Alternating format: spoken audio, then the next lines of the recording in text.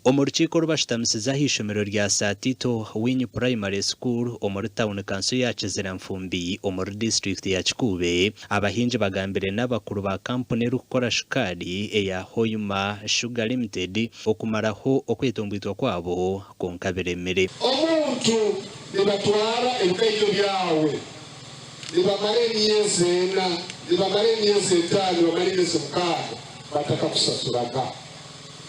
Aho omuntu nasomerwa gusomerwa bulirole kutaho ezakatahira omusiri oragira kusasura mitware ena kibaina nsoni yabo kuba ndi amuhandi kandi busawo bale busawo akasirimu kokone owa akulimisa atwale contractor na kwetaga.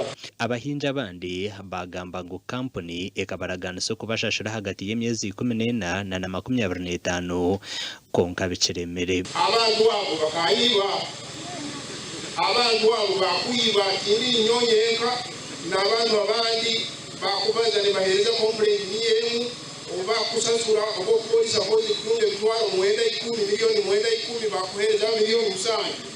Engusi eyigura kuruko mu kampuni engusi omwana oba kuja tabara ebikaito na motoka na kugamba kwene bitwale 5 emitwale 5 muri mu babukiro bakwata kina ebikaito bakwata motoka na bitipiga hansi.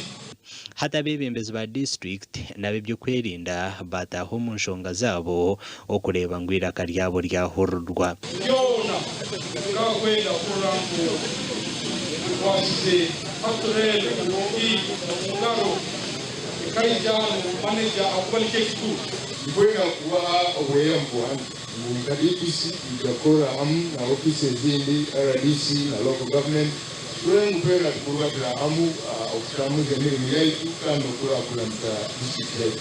Enyuma ho Raja Ramdas Kashlani orukujinanizibwa na kampuni ya Hoyuma Sugar akagamba ngo kampuni ryo mu ruhumuro biteneja kugaruka erukora